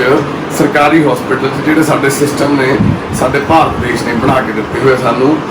ਉੱਥੇ ਇਹਨੂੰ ਪੱਟੀ ਕਰਨ ਦੇ ਵੀ 100-150 ਰੁਪਏ ਲੋਕਾਂ ਤੋਂ ਮੰਗ ਕੇ ਉੱਥੇ ਉਹਨਾਂ ਨੂੰ ਦੇਣਾ ਪੈਂਦਾ ਸੀ, ਜਿਹੜੇ ਉੱਥੇ ਮੁਲਾਜ਼ਮ ਸੀ।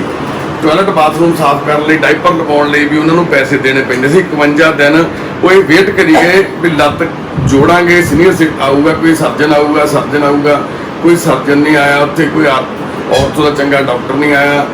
ਲੱਤ ਗਲਣ ਲੱਗ ਗਈ। ਅਖੀਰ ਨੂੰ ਇਹ ਸੋਚਣਾ ਸ਼ੁਰੂ ਕਰਤਾ ਸੀ ਉੱਥੇ ਉਹਨਾਂ ਨੇ ਵੀ ਇਹਦੀ ਲੱਤ ਕੱਟਣੀ ਪੈਣੀ ਹੈ ਜੀ ਹੁਣ। ਤੇ ਵਾਹਿਗੁਰੂ ਨੇ ਕਿਰਪਾ ਕਰੀ, ਉੱਥੇ ਕੋਈ ਵਿਚਾਰਾ ਇੱਦਾਂ ਦਾ ਵੀਰ ਗਿਆ ਜਿਹੜਾ ਬਾਪੂ ਦਾ ਪਤਾ ਲੈਣ ਲਈ ਜਾਂ ਕਿਸੇ ਆਪਣੇ ਮਰੀਜ਼ ਦਾ ਪਤਾ ਲੈਣ ਲਈ, ਉਹਨੇ ਬਾਪੂ ਦੇ ਹਾਲਾਤ ਦੇਖੇ, ਸਾਡੇ ਨਾਲ ਸੰਪਰਕ ਕੀਤਾ, ਸਾਨੂੰ ਵੀਡੀਓ ਬਣਾ ਕੇ ਭੇਜੀ, ਅਸੀਂ ਇੱਥੇ ਬੁਲਾ ਲਿਆ ਬਾਪੂ ਜੀ ਨੂੰ। ਅੱਜ ਬਾਪੂ ਮਹਿੰਦਰਪਾਲ ਸਿੰਘ ਜੀ ਅੱਜ ਮੈਂ ਇੰਨਾ ਖੁਸ਼ ਆ, ਮੇਰੀ ਲੱਤ ਪੂਰੀ ਠੀਕ ਹੋ ਗਈ ਹੈ, 100 ਚੋਂ 90% ਠੀਕ ਆ। ਇਹ ਡਾਕਟਰ ਤੁਰਨ ਦੀ ਆਗੇ ਦਿੰਦਾ ਬਾਪੂ ਲੱਤਾਂ ਲਾਇਆ ਦੋਨੇ ਚੱਕੇ ਤੋਂ, ਆਹ ਲੱਤ ਟੁੱਟੀ ਸੀ, ਆਹ ਲੱਤ ਟੁੱਟੀ ਸੀਗੀ, ਆਹ ਉਹੀ ਲੱਤ ਆ ਜਿਹੜੀ ਤੁਸੀਂ ਦੇਖਦੇ ਹੋ ਬਾਪੂ ਇਹ ਹਿਲਾ ਰਹੇ ਨੇ। ਤੇ ਇਹ ਲੱਤ ਕੱਟਣ ਦੀ ਤਿਆਰੀ ਸੀਗੀ, ਬਸ ਬਾਪੂ ਲੱਤ ਕੱਟਣ ਦੀ ਤਿਆਰੀ 'ਚ ਸੀਗਾ ਸਰਕਾਰੀ ਹਸਪੀਟਲ। ਯਾਨੀ ਕਿ ਕੀ ਅਸੀਂ ਇਸ ਸਮਾਜ ਦੇ, ਇਸ ਭਾਰਤ ਦੀ ਸਿਰਜਣਾ ਕੀਤੀ ਹੈ ਆਜ਼ਾਦ ਹੋ ਕੇ, ਕਿ ਅਸੀਂ ਇਸ ਭਾਰਤ ਦੀ ਕਾਮਨਾ ਕੀਤੀ ਸੀ ਆਜ਼ਾਦ ਹੋ ਕੇ, ਜਿਹਦੇ ਵਿੱਚ ਬਾਪੂ ਗੁਰਮੇਲ ਸਿੰਘ ਦੇ ਕੀੜੇ ਪੈ ਗਏ। 1 ਸਾਲ ਮੁਕਤਸਰ ਸ਼ਹਿਰ ਦੇ ਵਿੱਚ ਪਿਆ ਰਿਹਾ। ਸਾਡਾ ਸੋਨੂ ਬੱਚਾ ਡਿਸੇਬਲਡ ਪੈਦਾ ਹੋਇਆ, ਘਰਦਿਆਂ ਨੇ ਅਖੀਰ ਨੂੰ ਭੀਖ ਮੰਗਣ ਲਈ ਮਜਬੂਰ ਕਰਤਾ। ਬਾਪੂ ਦੀ ਵੀ ਲੱਤ ਵੱਢਣ ਨੂੰ ਕਹਿੰਦੇ ਸੀ ਸਰਕਾਰੀ ਹਸਪਤਾਲ ਵਾਲੇ। ਬਾਪੂ ਬੇਅੰਤ ਸਿੰਘ ਢਿੱਲੋਂ ਜੀ ਬੈਠੇ ਨੇ। ਬਾਪੂ ਜਦੋਂ ਡਿਸੇਬਲਡ ਹੋ ਗਿਆ, 8 ਕਿੱਲੇ ਜ਼ਮੀਨ ਦਾ ਮਾਲਕ ਸੀ, ਪੁੱਤਰਾਂ ਨੇ ਅੰਦਰ ਕਮਰੇ 'ਚ ਪਾਤਾ। 1 ਸਾਲ ਕਮਰੇ 'ਚ ਪਿਆ ਰਿਹਾ, ਰੋਟੀ ਇੱਕ ਦਿੰਦੇ ਸੀ ਸਿਰਫ, ਵੀ ਟਾਇਲਟ ਬਾਹਲੀ ਕਰਦਾ ਵਾ। ਤੇ 1 ਸਾਲ ਦੀ ਟਾਇਲਟ ਵੀ ਮੰਜੇ ਦੇ ਥੱਲੇ ਹੀ ਪਈ ਹੁੰਦੀ ਸੀ, ਕੋਈ ਸਫਾਈ ਨਹੀਂ ਸੀ, ਕੋਈ ਸਾਫ਼ ਨਹੀਂ ਸੁਥਰਾ ਨਹੀਂ ਸੀ ਕਮਰਾ, ਗੰਦਗੀ ਦੇ ਢੇਰ ਲੱਗੇ ਪਏ। ਇਦਾਂ ਹੀ ਸਾਡਾ ਦਿੱਤਾ ਵਾ। ਸੜਕਾਂ ਤੇ ਰੁਲਦਾ ਸੀ ਡਿਸੇਬਲਡ ਬੱਚਾ, ਸੜਕਾਂ ਤੇ 10-10 ਰੁਪਏ ਲੋਕਾਂ ਤੋਂ ਭੀਖ ਮੰਗਦਾ ਸੀ, ਮੌਕੇ ਤੋਂ ਲੈ ਕੇ ਆਏ। ਚਿਰੰਜੀ ਲਾਲ ਸਾਡੇ ਇੱਥੇ ਨਾਨਕਸਰ ਗੁਰਦੁਆਰਾ ਸਾਹਿਬ ਦੇ ਬਾਹਰ ਪਿਆ, ਆਪਣਾ ਮਲ ਮੂਤਰ ਖਾਣ ਨੇ ਮਜਬੂਰ ਸੀ ਵਿਚਾਰਾ। ਬਾਪੂ ਦਾਰਾ ਸਿੰਘ ਜੀ ਅੱਖਾਂ ਤੋਂ ਬਲਾਈਂਡ, ਇੱਕ ਖੁੱਡੇ ਦੇ ਵਿੱਚ ਜਿਵੇਂ ਕੁਕੜਾ ਦਾ ਖੁੱਡਾ ਹੁੰਦਾ ਵਾ, ਉਦਾਂ ਦੇ ਖੁੱਡੇ 'ਚ 10 ਸਾਲਾਂ ਤੋਂ ਰਹਿ ਰਹੇ ਸੀ। ਅੱਖਾਂ ਤੋਂ ਅੰਨੇ ਸੀ, ਪਰ ਲੋਕ ਰੋਟੀ ਖੁੱਡੇ ਦਿੰਦੇ ਸੀ ਆਸ-ਪਾਸ ਦੇ ਲੋਕ। ਨਾ ਕਿਸੇ ਸਰਕਾਰ ਨੇ, ਨਾ ਕਿਸੇ ਸਿਸਟਮ ਨੇ ਅੱਖਾਂ ਦਾ ਇਲਾਜ ਨਹੀਂ ਕਰਾਇਆ। ਜਿਹੜਾ ਕਿ ਆਪਰੇਸ਼ਨ ਆ ਅੱਖਾਂ ਦਾ 5-7 ਹਜ਼ਾਰ ਰੁਪਏ ਦੇ ਵਿੱਚ ਹੋ ਸਕਦਾ ਸੀ, ਪਰ ਕਿਸੇ ਨੇ ਨਹੀਂ ਕਰਾਇਆ। ਹੁਣ ਅੱਖਾਂ ਤੋਂ ਸਦਾ ਲਈ ਬਲਾਈਂਡ ਹੋ ਗਿਆ ਬਾਪੂ। ਪਿੱਛੇ ਗੂਗਲ ਜੀ ਬੈਠੇ ਨੇ, ਸੜਕਾਂ ਤੇ ਰੋਲਣ ਲਈ ਮਜਬੂਰ ਸੀ ਬਾਪੂ। ਬਜ਼ਾਰਾ ਸੜਕ ਤੇ ਬੈਠ ਜਾਂਦਾ ਸੀਗਾ, ਕੋਈ 10 ਰੁਪਏ ਦੇ ਦਿੰਦੇ, ਕੋਈ 5 ਰੁਪਏ। ਅੱਖਾਂ ਤੋਂ ਅੰਨਾ ਹੋ ਗਿਆ ਸੀ, ਬੋਲ ਸਕਦਾ ਨਹੀਂ ਸੀ, ਤੇ ਰੋਟੀ ਤੋਂ ਵੀ ਮੁਹਤਾਜ ਸੀ। ਕਿ ਇਹ ਭਾਰਤ ਦੀ ਅਸੀਂ ਸਿਰਜਣਾ ਕੀਤੀ ਸੀ, ਕਿ ਇਹ ਭਾਰਤ ਦੀ ਅਸੀਂ ਕਾਮਨਾ ਕੀਤੀ ਸੀ ਅੱਜ ਦੇ ਦਿਨ ਜਦੋਂ ਅਸੀਂ ਆਜ਼ਾਦ ਹੋਏ ਸੀ। ਆ ਸਾਡੀਆਂ ਮਾਵਾਂ, ਮਾਤਾ ਜਗਿੰਦਰ ਕੌਰ ਜੀ ਅੱਖਾਂ ਤੋਂ ਬਲਾਈਂਡ, ਅੱਖਾਂ ਤੋਂ ਬਿਨਾਂ ਅੱਖਾਂ ਤੋਂ ਆਪਣੇ ਪਿੰਡ ਦੇ ਵਿੱਚ 8-10 ਸਾਲ ਸੜਕ ਤੇ ਸੌਂਦੇ ਰਹੇ। ਕੁਝ ਵੀਰਾਂ ਨੇ ਉਪਰਾਲਾ ਕੀਤਾ, ਨੌਜਵਾਨ ਸਭਾ ਨੇ ਇੱਥੇ ਲਿਆਂਦਾ। ਹੁਣ ਬਾਪ ਬੇਬੇ ਦੀਆਂ ਦੋਨੇ ਅੱਖਾਂ ਠੀਕ ਹੋ ਗਈਆਂ, ਚੰਗੀ ਜ਼ਿੰਦਗੀ ਜਿਉਂਦੇ। ਇਹਦੇ ਮਾਤਾ ਸੰਧਿਆ ਦੇਵੀ ਜੀ ਬੈਠੇ ਨੇ ਪਿੱਛੇ, ਆਪਣੇ ਘਰ ਦੇ ਵਿੱਚ ਆਪਣੇ ਬੇਟੇ ਦੇ ਨਾਲ ਗੰਦ ਖਾਣ ਲਈ ਮਜਬੂਰ ਸੀ। 9 ਸਾਲਾਂ ਦੇ ਟਾਇਲਟ ਦੇ ਢੇਰ ਲੱਗੇ ਪਏ ਸੀ ਅੰਦਰ ਕੰਮ। ਰਚਨਾ ਭੈਣ, ਇਹਦਾ ਬ੍ਰਦਰ ਆ ਵਿੱਕੀ, ਜਿਵੇਂ ਤੁਸੀਂ ਤਸਵੀਰ 'ਚ ਵੀ ਦੇਖ ਰਹੇ ਹੋ ਵੀ ਕਿਹੜੇ ਹਾਲਾਤ ਸੀ। ਘਰ ਦੇ ਵਿੱਚ ਆਪਣਾ ਮਲ ਮੂਤਰ ਖਾ ਰਹੇ ਸੀਗੇ ਦੋਨੋਂ। ਇੱਕ ਇਹਨਾਂ ਦਾ ਫਾਦਰ ਸਾਹਿਬ, ਉਹਦੀ ਡੈਥ ਹੋ ਗਈ ਉਸ ਤੋਂ ਬਾਅਦ। ਤੇ ਭਰਾਵਾਂ ਨੇ ਬਾਹਰ ਬਾਰਸੀਲੋਨਾ ਦੇ ਵਿੱਚ ਉਹਦੇ ਬੀਅਰ ਬਾਰ ਆ, ਹੋਟਲ ਆ, ਜਿਹੜਾ ਇਹਨਾਂ ਦਾ ਘਰ ਸੀ, ਉਹ ਵੀ ਵੇਚ ਕੇ ਖਾ ਲਿਆ। ਅੱਜ ਤੱਕ ਕੋਈ ਪਤਾ ਲੈਣ ਨਹੀਂ ਆਇਆ। 4 ਸਾਲ ਹੋ ਗਏ ਸਾਡੇ ਕੋਲ ਰਹਿੰਦਿਆਂ ਨੂੰ ਦੋਨੇ ਭਰਾ। ਇਹ ਭੈਣ ਆ ਸੰਦੀਪ, ਇਹਦੀ ਇੱਕ ਸਿਸਟਰ ਹੋਰ ਆ। ਮਾਂ-ਬਾਪ ਚਲੇ ਗਏ, ਪਿੰਡ ਦੇ ਵਿੱਚ ਰਹਿ ਰਹੇ, ਕੋਈ ਸਾਥ ਦੇਣ ਵਾਲਾ ਨਹੀਂ। ਪਿੱਛੇ ਆਸ਼ੂ ਬੈਠੀ ਸਾਡੀ, ਆਸ਼ੂ ਭੈਣ ਬਿਨਾਂ ਕੱਪੜਿਆਂ ਤੋਂ ਸੜਕਾਂ ਤੇ ਘੁੰਮਣ ਲੱਗ ਗਈ ਸੀ, ਮੈਂਟਲੀ ਅਪਸੈਟ ਹੋ ਗਈ ਸੀ। ਰਿਸ਼ਤੇਦਾਰ ਸਭ ਕੁਝ ਖਾ ਗਏ, ਪਰ ਕਿਸੇ ਨੇ ਵੀ ਇਹ ਮਾਂ ਧੀਆਂ ਨੂੰ ਦੋਨਾਂ ਨੂੰ ਆਸਰਾ ਨਹੀਂ ਦਿੱਤਾ। ਤੇ ਇਦਾਂ ਹੀ ਇਹ ਮਾਤਾ ਜੀ ਨੇ ਅਨਨੋਨ ਕਹਿੰਦੇ ਸੀ ਇਹਨਾਂ ਨੂੰ, ਅਨਨੋਨ ਇਹਨਾਂ ਦਾ ਪਤਾ ਹੀ ਨਹੀਂ ਕੌਣ ਨੇ ਇਹ ਸੜਕ ਤੋਂ ਮਿਲੇ, ਐਡਾ ਸਿਰ ਜੂਆਂ ਦਾ ਭਰਿਆ ਹੋਇਆ ਜੂੜਾ, ਕਿਚੜ ਭਰੇ ਹੋਏ, ਪਤਾ ਨਹੀਂ ਕਿੰਨੇ ਸਾਲਾਂ ਤੋਂ ਇਸ਼ਨਾਨ ਨਹੀਂ ਸੀ ਕੀਤਾ ਕਿਸੇ ਕਮਰੇ 'ਚ, ਜਿਵੇਂ ਬੰਦ ਹੁੰਦੇ ਆ, ਧੀਆਂ ਪੁੱਤ ਆ ਕੇ ਸਿੱਟ ਕੇ ਬਾਹਰ ਇਹਨੂੰ। ਅੱਜ ਤੱਕ ਆਪਣਾ ਨਾਮ ਵੀ ਨਹੀਂ ਦੱਸ ਪਾ ਰਹੀ ਮਾਂ। ਮਾਤਾ ਤੇਜ ਕੌਰ, ਮਾਤਾ ਤੇਜੋ ਸਾਨੂੰ ਬਰਨਾਲੇ ਸ਼ਹਿਰ ਤੋਂ ਗੁਰਦੁਆਰਾ ਸਾਹਿਬ ਦੇ ਬਾਹਰ ਮਿਲੇ। 1 ਸਾਲ ਤੋਂ ਗੁਰੂ ਘਰ ਦੇ ਬਾਹਰ ਸੜਕ ਤੇ ਸੌਂਦੇ ਸੀ, ਪਰ ਗੁਰੂ ਘਰ ਦੇ ਵਿੱਚ ਵੜਨ ਦਾ ਹੁਕਮ ਨਹੀਂ। ਕਿ ਸਾਡੇ ਪ੍ਰਬੰਧਕ ਆਜ਼ਾਦ ਦੇਸ਼ ਦੇ ਵਿੱਚ ਰਹਿੰਦੇ ਨੇ, ਉਹ ਜਿਹੜੇ ਅੰਮ੍ਰਿਤਧਾਰੀ ਸਿੱਖ ਮਾਤਾ ਜੀ ਨੂੰ ਗੁਰੂ ਘਰ ਦੇ ਵਿੱਚ ਵੜਨ ਦਾ ਹੁਕਮ ਨਹੀਂ ਸੀਗਾ, ਕਿ ਉਹ ਆਜ਼ਾਦ ਭਾਰਤ ਦੇ ਵਸਨੀਕ ਨੇ, ਆਜ਼ਾਦ ਸੋਚ ਦੇ ਮਾਲਕ ਨੇ। ਰਿਹਾਨਾ ਭੈਣ ਬਾਂਹ ਇੱਕ ਹੈ ਨਹੀਂ, ਕੀੜਿਆਂ ਨੇ ਖਾ ਲਈ ਪੂਰੀ। ਸਿਵਲ ਹਸਪਤਾਲ 'ਚ ਪਈ ਦੇ ਕੀੜੇ ਪੈ ਗਏ, ਸਰਕਾਰੀ ਹਸਪਤਾਲ 'ਚ ਪਈ ਦੇ ਬਾਂਹ ਤੇ ਸੱਟ ਲੱਗ ਗਈ। ਟ੍ਰੇਨ 'ਚ ਬੈਠੀ ਜਾਂਦੀ ਸੀ ਭੈਣ, GRP ਵਾਲਿਆਂ ਨੇ, ਰੇਲਵੇ ਪੁਲਿਸ ਵਾਲਿਆਂ ਨੇ ਚੱਕ ਕੇ ਭੈਣ ਨੂੰ ਜਲੰਧਰ ਸਿਵਲ ਹਸਪਤਾਲ 'ਚ ਦਾਖਲ ਕਰਾਤਾ 2016 ਦੇ ਵਿੱਚ। ਤੇ ਜਦੋਂ ਦਾਖਲ ਕਰਾਇਆ 2017 ਸੌਰੀ, ਜਦੋਂ ਦਾਖਲ ਕਰਾਇਆ ਉਹਨਾਂ ਨੇ ਬਾਂਹ ਕੱਟਤੀ, ਲਟਕਦੀ ਸੀ ਬਾਂਹ ਦਾ ਕੱਟਣ ਨੂੰ ਮਿੰਟ ਲਾਉਂਦੇ, ਅੰਗੋ ਜੋੜਨ ਦੀ ਤਾਂ ਕੋਸ਼ਿਸ਼ ਹੀ ਨਹੀਂ ਕਰਦੇ। ਚੱਕ ਕੇ ਉੱਪਰ ਟਰਾਮਾ ਵਾਰਡ 'ਚੋਂ ਕੱਢ ਕੇ ਉੱਪਰ ਆਰਥੋ ਵਾਰਡ 'ਚ ਭੇਜਤਾ, 3ਜੀ ਮੰਜ਼ਿਲ ਤੇ ਭੈਣ ਨੂੰ। 75 ਬੈੱਡ ਦੀ ਉਹ ਵਾਰਡ, ਇੱਕੋ ਵਾਰੀ ਪੱਟੀ ਕੀਤੀ, ਉਸ ਤੋਂ ਬਾਅਦ ਮਹੀਨਾ ਪੱਟੀ ਕੋਈ ਨਹੀਂ ਕੀਤੀ, ਉਵੇਂ ਪਈ ਰਹੀ, ਵਿੱਚ ਹੀ ਲੈਟਰਿੰਗ ਕਰੀ ਜਾਂਦੀ ਸੀ। ਮੈਂਟਲੀ ਅਪਸੈਟ ਹੋ ਗਈ, ਡਿਪਰੈਸ਼ਨ 'ਚ ਚਲੇ ਗਈ ਭੈਣ, ਕੋਈ ਨੇੜੇ ਨਹੀਂ ਸੀ ਜਾਂਦਾ। ਤੇ ਜਿੰਨੇ ਮਰੀਜ਼ ਉਸ ਵਾਰਡ 'ਚ ਬੈਠੇ ਸੀਗੇ, ਤੇ ਤਸਵੀਰਾਂ 'ਚ ਵੀ ਸ਼ਾਇਦ ਦੇਖ ਰਹੇ ਹੋ, ਕਿ ਉਹ ਸਾਰੇ ਮੂੰਹ ਢੱਕੀ ਬੈਠੇ ਸੀ ਆਪਦਾ। ਕਿ ਉੱਥੇ ਕੋਈ ਮਰੀਜ਼ ਦੇ ਕੋਲੇ ਆਪਣੇ ਮਰੀਜ਼ ਦਾ ਪਤਾ ਲੈਣ ਗਿਆ, ਉਹਨਾਂ ਨੇ ਸਾਨੂੰ ਦੱਸਿਆ ਕੱਪੜੇ ਪਵਾਏ ਅਸੀਂ ਭੈਣ ਨੂੰ। 3 ਦਿਨਾਂ ਦੀ ਜੱਦੋ ਜਹਿਦ ਨਾਲ ਉੱਥੋਂ ਲੜ ਕੇ ਪ੍ਰਸ਼ਾਸਨ ਨਾਲ ਝਗੜ ਕੇ ਛੁੱਟੀ ਕਰਾ ਕੇ ਲੈ ਕੇ ਆਏ। ਤੇ ਹੁਣ ਭੈਣ ਸਾਡੇ ਕੋਲ ਰਹਿੰਦੀ ਨੂੰ 4 ਸਾਲ ਹੋ ਗਏ ਕਰੀਬ। ਤੰਦਰੁਸਤ ਆ, ਠੀਕ ਆ, ਪਰਿਵਾਰ 'ਚ ਹੈ ਨਹੀਂ ਪਿੱਛੇ ਕੋਈ, ਕਾਨਪੁਰ ਦਾ ਭੈਣ। ਤੇ ਇਦਾਂ ਦੇ ਹਾਲਾਤ ਨੇ ਸਾਡੇ, ਇਦਾਂ ਦਾ ਸਾਡਾ ਸਮਾਜ ਆ। ਜਿੰਨੇ ਵੀ ਬੰਦਿਆਂ ਦੀ ਅਸੀਂ ਗੱਲ ਕਰੀਏ, ਜਿੰਨੇ ਵੀ ਵੀਰ ਭਰਾ ਬੈਠੇ ਤੁਸੀਂ ਦੇਖਦੇ ਹੋ, ਹਰ ਇੱਕ ਬੰਦਾ ਆਪਣੇ ਆਪ ਦੇ ਵਿੱਚ ਇੱਕ ਮਿਸਾਲ ਆ। ਪੰਮਾ ਬਾਈ ਬੈਠਾ 30 ਸਾਲ ਘਰੇ ਸੰਗਲਾਂ ਨਾਲ ਬੰਨੀ ਰੱਖਿਆ, ਘਰਦਿਆਂ ਨੇ, ਗਰੀਬ ਸੀ, ਇਲਾਜ ਨਹੀਂ ਸੀ ਕਰਾ ਸਕਦੇ। ਬਾਪੂ ਪ੍ਰੋਫੈਸਰ ਸਾਹਿਬ ਨੇ, ਨਰਿੰਦਰ ਸਿੰਘ ਜੀ ਸਾਡੇ, ਨਰਿੰਦਰਪਾਲ ਸਿੰਘ ਜੀ, ਪੰਜਾਬ ਯੂਨੀਵਰਸਿਟੀ ਦੇ ਵਿੱਚ, ਪਟਿਆਲਾ ਯੂਨੀਵਰਸਿਟੀ ਦੇ ਵਿੱਚ ਸੌਰੀ ਪੜ੍ਹਾਉਂਦੇ ਸੀ ਕਿਸੇ ਟਾਈਮ, ਪਰ ਮੈਂਟਲੀ ਅਪਸੈਟ ਹੋ ਕੇ ਡਿਪਰੈਸ਼ਨ ਚਲੇ ਗਏ, ਰੂੜੀਆਂ ਤੋਂ ਚੱਕ ਕੇ ਗੰਦ ਖਾ ਲਏ ਬਿਲਕੁਲ। ਬਾਪੂ ਕੇਸਰ ਸਿੰਘ ਜੀ ਬੈਠੇ ਨੇ ਸਾਡੇ, ਕੀੜੇ ਪੈ ਗਏ ਆਪਦੇ ਹੀ ਪਿੰਡ ਦੇ ਵਿੱਚ, 6 ਮਹੀਨੇ ਕੀੜੇ ਖਾਈ ਗਏ ਲੱਤ ਦੇ, ਬੱਸ ਅੱਡੇ 'ਚ ਬੈਠੇ ਰਹੇ, ਕਿਸੇ ਨੇ ਸਾਥ ਨਹੀਂ ਦਿੱਤਾ। ਭਰਾ ਵਾ 8 ਭਰਾ ਵਾ, 2 ਪੁੱਤ ਸੀ, ਕਿਸੇ ਨੇ ਸਾਥ ਨਹੀਂ। ਐਡਾ ਪਿੰਡ ਸੀ, ਕਿਸੇ ਨੇ ਸਾਥ ਨਹੀਂ। ਲੋਕ ਇੱਥੇ ਕੀ ਗੱਲ ਕਰੀਏ ਕਿਸੇ ਬਾਰੇ, ਪਰ ਸਾਨੂੰ ਸ਼ਰਮ ਆਉਂਦੀ ਆ ਕਿ ਅਸੀਂ ਇਸ 15 ਅਗਸਤ ਦੇ ਦਿਨ ਇੱਕ ਦਿਨ ਅਸੀਂ ਖੁਸ਼ ਹੋ ਜਾਈਏ, ਨੱਚ ਲਈਏ, ਭੰਗੜੇ ਪਾ ਲਈਏ ਵੀ ਅੱਜ ਅਸੀਂ ਆਜ਼ਾਦ ਹੋ ਗਏ। ਕਾਹਦੇ ਆਜ਼ਾਦ ਆ? ਆਜ਼ਾਦ ਅਸੀਂ ਉਦੋਂ ਹੋਵਾਂਗੇ ਜਦੋਂ ਅਸੀਂ ਆਪਣੇ ਵਿਚਾਰਾਂ ਨੂੰ ਆਜ਼ਾਦ ਕਰਾਂਗੇ, ਜਦੋਂ ਅਸੀਂ AC BC ਕੋਟਿਆਂ ਤੋਂ ਆਜ਼ਾਦ ਹੋਵਾਂਗੇ, ਜਦੋਂ ਅਸੀਂ ਹਰ ਇੱਕ ਬੰਦੇ ਨੂੰ ਆਪਣੀ ਅਲੱਗ ਇੱਕ ਸ਼੍ਰੇਣੀ ਬਣਾਉਣ ਦੀ ਬਜਾਏ ਇੱਕੋ ਸ਼੍ਰੇਣੀ ਦੇ ਵਿੱਚ ਸਮਝਾਂਗੇ। ਆਜ਼ਾਦ ਅਸੀਂ ਉਦੋਂ ਹੋਵਾਂਗੇ ਜਦੋਂ ਅਸੀਂ ਭਗਤ ਸਿੰਘ ਜੀ ਨੂੰ ਅਪਣਾਵਾਂਗੇ, ਜਦੋਂ ਅਸੀਂ ਹਰ ਇੱਕ ਬਰਾਬਰੀ, ਹਰ ਇੱਕ ਬੰਦੇ ਨੂੰ ਬਰਾਬਰੀ ਦਾ ਹੱਕ ਦੇਵਾਂਗੇ। ਸਾਡੇ ਪੰਜਾਬ ਦੇ ਵਿੱਚ, ਚਾਹੇ ਸਾਡੇ ਭਾਰਤ ਦੇ ਵਿੱਚ ਗੱਲ ਕਰੀਏ, ਹਰ ਇੱਕ ਬੰਦਾ ਆਪਣੀ ਇੱਕ ਸੋਚ ਆ ਜਿਹੜੀ ਉਹਨੂੰ ਸਾਹਮਣੇ ਰੱਖ ਸਕੇ, ਉਹਨੂੰ ਆਜ਼ਾਦੀ ਮਿਲੇ ਵਿਚਾਰਾਂ ਦੀ, ਉਹਨੂੰ ਆਜ਼ਾਦੀ ਮਿਲੇ ਆਪਣੇ ਆਪ ਤੋਂ। ਪਰ ਅੱਜ ਅਸੀਂ ਆਪਣੇ ਆਪ ਤੋਂ ਗੁਲਾਮ ਆ। ਭਗਤ ਸਿੰਘ ਜੀ ਉਹਨਾਂ ਨੇ ਕਿਹਾ ਸੀ ਉਦੋਂ ਵੀ ਅਸੀਂ ਗੋਰਿਆਂ ਤੋਂ ਆਜ਼ਾਦ ਹੋ ਕੇ ਕਾਲਿਆਂ ਦੇ ਗੁਲਾਮ ਹੋ ਰਹੇ ਹਾਂ, ਅਸੀਂ ਗੋਰਿਆਂ ਤੋਂ ਆਜ਼ਾਦ ਹੋ ਕੇ ਕਾਲਿਆਂ ਦੇ ਗੁਲਾਮ ਹੋ ਗਏ ਹਾਂ, ਅਸੀਂ ਬਗਾਨਿਆਂ ਤੋਂ ਆਜ਼ਾਦ ਹੋ ਕੇ ਆਪਣਿਆਂ ਦੇ ਗੁਲਾਮ ਹੋ ਗਏ ਹਾਂ। ਫਰਕ ਕੁਛ ਵੀ ਨਹੀਂ ਪਿਆ। ਅਸੀਂ ਅੱਜ ਵੀ ਉੱਥੇ ਖੜੇ ਹਾਂ ਜਿੱਥੋਂ ਸ਼ੁਰੂ ਹੋਏ ਸੀ, ਉਸ ਤੋਂ ਵੀ ਬਦਤਰ ਹਾਲਾਤ ਦੇ ਵਿੱਚ। ਅਸੀਂ ਅਰਦਾਸ ਕਰਦੇ ਹਾਂ ਵਾਹਿਗੁਰੂ ਅੱਗੇ ਸਾਨੂੰ ਸਾਰਿਆਂ ਨੂੰ ਸਮੱਤ ਬਖਸ਼ਣ, ਸੱਚੇ ਪਾਤਸ਼ਾਹ ਸਾਨੂੰ ਸਾਰਿਆਂ ਨੂੰ ਬਰਾਬਰੀ ਦਾ ਹੱਕ ਦੇਣ। ਸੱਚੇ ਪਾਤਸ਼ਾਹ ਵਾਹਿਗੁਰੂ ਅੱਗੇ ਅਸੀਂ ਇਹੀ ਅਰਦਾਸ ਕਰਦੇ ਹਾਂ ਵੀ ਹਰ ਇੱਕ ਬੰਦਾ ਭਗਤ ਸਿੰਘ ਜੀ ਦੀ ਸੋਚ ਨੂੰ ਅਪਣਾ ਸਕੇ ਤੇ ਇੱਕ